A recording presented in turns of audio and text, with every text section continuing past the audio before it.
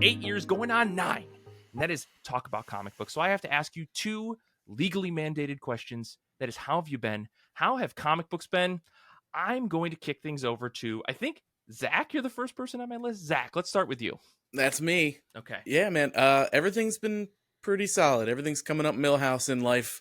And this month's been pretty wild. I've read 114 comics, like 26 different series, because on my show, I've been doing a New Year's comic spree trying to catch up on 2023 books. I've been following some of that. I didn't actually do the math. That is an incredible number of comic books. Holy shit, dude. It's been insane. Yeah, I did it to have like a chill month of like catching up, but then I was like, I just want to read all of them. It's been so many.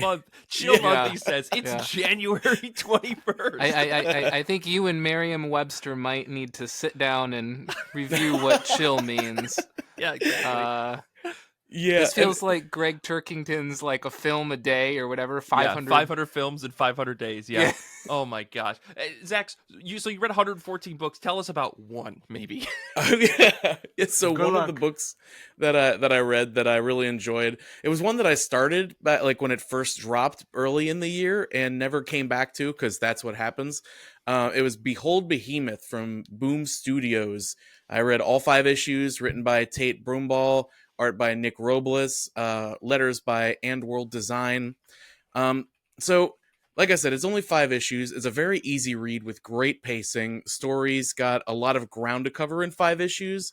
And though I wouldn't have minded seeing it get a few more issues to really flesh out this world we're in and see these characters surviving in it, Brombal like deftly moves along, and it never feels disjointed or rushed as we go between before the fall story and the after the fall story, because we're following this social worker named Grayson, who is at his estranged police officer brother's funeral, and dude has been having these like massive headaches and terrible dreams, and he seems to be hanging on a thread. And one of his cases, because like I said, he's a social worker, is this little girl named Ren who's being abused by her foster father.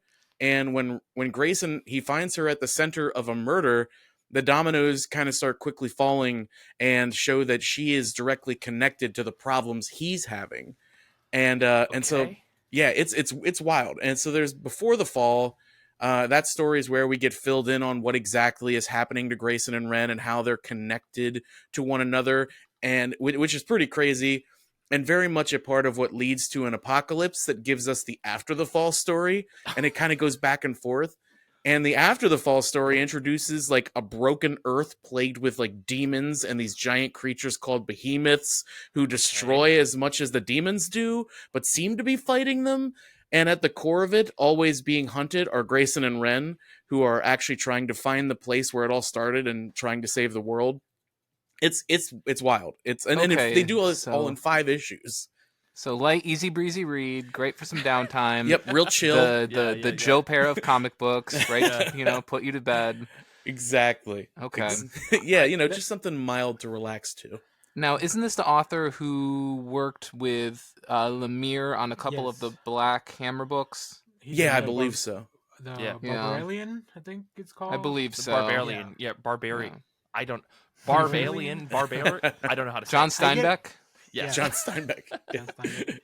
He's also working on the Christopher Chaos book over at Dark Horse with James Tynion and which is a lot of Tate. Brombal is a great talent, but I will say, Zach, I have read this book as well, and every time I look at Nick Robles' art, I think, is he the best artist working right now? Like, so good. It's so good.